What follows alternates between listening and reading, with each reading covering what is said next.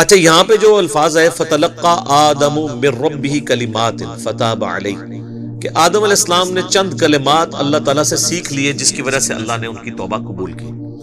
سورۃ البقرہ میں یہ کلمات نہیں آئے، اس کی وجہ یہ ہے کہ قصہ آدم اور ابلیس اس سے پہلے 6 مختلف جگہوں پر بیان ہو چکا ہے، لیکن مصحف کی ترتیب میں وہ جگہ بعد میں آئیں گی۔ لیکن قرآن کے نزول کے اعتبار سے چونکہ یہ چیز ہو چکی بھی تھی، یہ تو مدنی صورت ہے، نبی علیہ السلام کے اعلان بعثت کی آلموسٹ سمجھ لے 15 سال کے بعد نازل ہوئی ہے، اور اس سے پہلے 2/3 مکی قرآن نازل ہو چکا تھا، اس میں وہ پوری ڈیٹیل موجود ہے سورۃ الاعراف کے اندر کہ وہ کلمات کیا تھے۔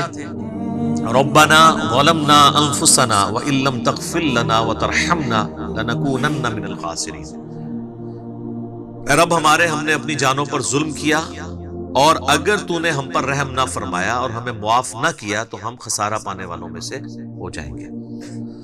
قصہ آدم اور ابلیس قرآن حکیم میں 7 مقامات پر آیا، اس میں آخری مقام یہ ہے جو سورۃ البقرہ میں ہم پڑھ رہے ہیں، لیکن مصحف کی ترتیب میں یہ پہلا مقام ہے۔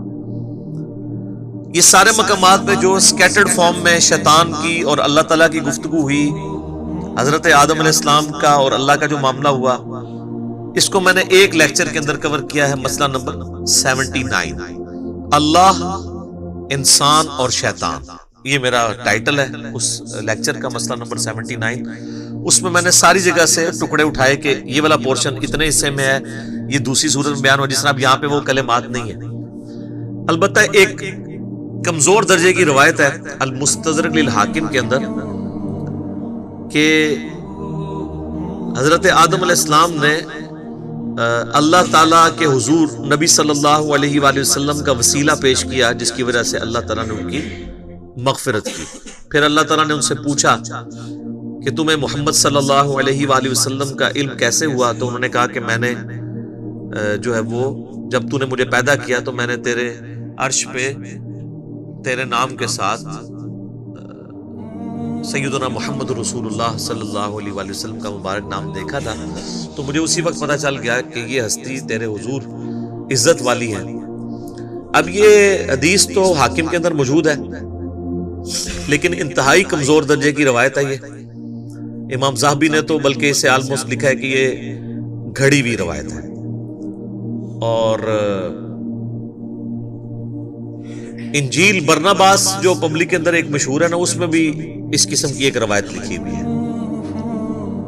تو وہ تو ظاہر ہے کہ کرسچن آن بھی نہیں کرتے، میں نے اس کے اوپر کئی دفعہ بولا ہے کہ وہ کوئی اتھینٹک نہیں ہے، مسلمان اس کو اس لیے پیش کر دیتے ہیں کہ جی اس میں ظاہر ہے وہ میرے خیال میں تو کسی مسلمان نے بیٹھ کے لکھی ہے وہ، کیونکہ اس میں انہوں نے جو اسلوب اڈاپٹ کیا ہے وہ اللہ کی کتاب نہیں لگتی۔ اللہ کی کتاب کا تو ایک مزاج ہوتا ہے نا، اللہ کی کتاب کا مزاج جو ہے وہ توحید کے اراؤنڈ سینٹرڈ ہوتا ہے، جبکہ آپ انجیل برناباس پڑھیں گے تو وہ آپ کو لگے گا کوئی نعتیہ کوئی کتاب ہے، تو وہ تو اس کا اسلوب ہی بتا رہا ہے، تو اس لیے ہم تو اس کو آن نہیں کرتے۔ بہرحال میرا یوٹیوب پہ کلپ لاکھوں لوگوں نے دیکھا ہے، کیا یہ کائنات نبی علیہ السلام کے لیے بنائی گئی؟ کیونکہ اسی حاکم کی ایک روایت میں آتا ہے کہ ہم اگر محمد کو پیدا نہ کرتے تو یہ ساری کائنات بھی پیدا نہ ہوتی۔ یہ بات اپنی اصل میں اس حد تک تو درست ہے کہ پوری کی پوری کائنات انسان کے لیے پیدا ہوئی ہے، کسی ایک انسان کے لیے نہیں، انسانیت ایز اے ہول کے لیے، جو پچھلی دفعہ ہماری آیات بھی گزر چکی ہیں کہ ہم نے جو کچھ زمین میں ہے تمہارے لیے پیدا کیا۔ باقی اس کو اس طریقے سے بیان کرنا قرآن حکیم میں یہ بیٹھتا بھی نہیں، اس کی وجہ یہ ہے کہ قرآن حکیم میں 7 دفعہ یہ واقعہ بیان ہوا ہے۔ جو چیز پوری انسانیت کی ہدایت کا سبب بننے والی تھی کہ ہمارا اوریجن آدم علیہ السلام ہے، 7 دفعہ ایک واقعہ قرآن میں مختلف انداز سے آیا ہے۔ کسی ایک جگہ تو آ جاتا کہ نبی علیہ السلام کا وسیلہ پیش کیا گیا تھا۔ یہاں پہ بھی کلمات ہیں، وہ کہتے ہیں نہیں کلمات سے مراد وہ ہیں، بھئی وہ کلمات بھی قرآن کے اندر آ گئے ہیں سورۃ الاعراف میں، اور قرآن کی سب سے بیسٹ تفسیر وہی ہوتی ہے جو قرآن کے اندر موجود ہو۔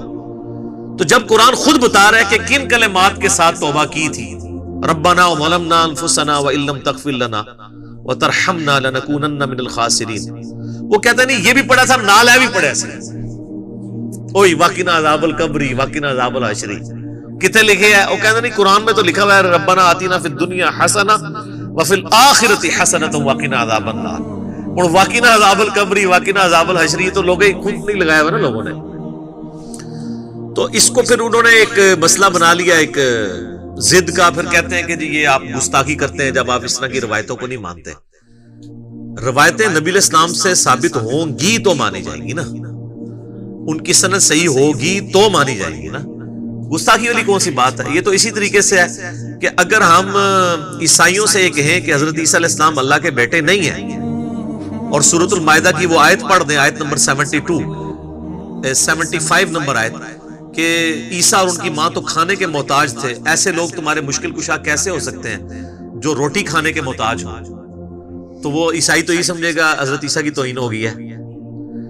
اس سے بھی بڑھ کے سورۃ المائدہ کی آیت نمبر 17 ہے کہ اگر اللہ اس چیز کا ارادہ کرے کہ عیسیٰ کو, اس کی ماں کو, اور جتنے لوگ ہیں زمین میں ان کو موت دے دے تو اللہ کا کوئی کیا بگاڑ لے گا. تو کہیں گے او بڑی توہین کر دی آپ نے. بھائی توہین تو تب ہوتی ہے نا جب کسی انسان کے ساتھ کمپیئر کروایا جا رہا ہو. جب اللہ تعالیٰ توحید بیان کرے گا تو آپ کے ذوم میں آٹومیٹیکلی توہین آ جائے گی. اس میں انبیاء کی توہین نہیں ہے بلکہ انبیاء ہی نے میں تعلیم دی ہے.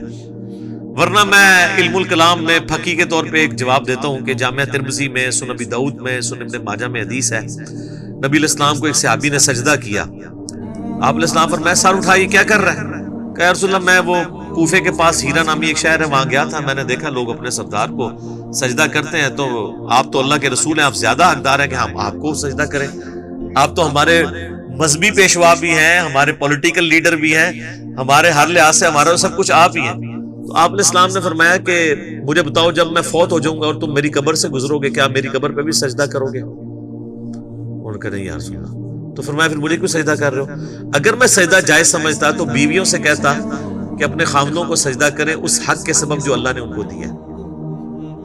اب مجھے بتائیں کیا نبی علیہ السلام نے اپنی توہین خود کر دی؟ وہ صحابی تو حضور کی عزت میں حضور کو سجدہ کر رہا تھا نا, حضور سے محبت کا اظہار کر رہا تھا نا.